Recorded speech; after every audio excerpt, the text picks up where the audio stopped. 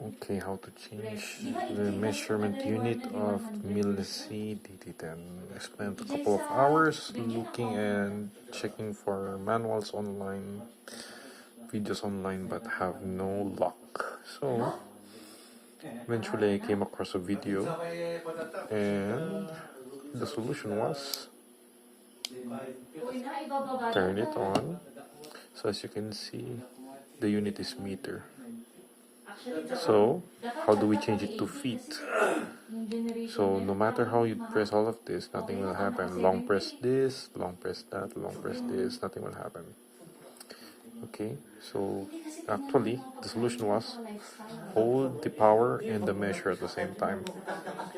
So if you do it, boom,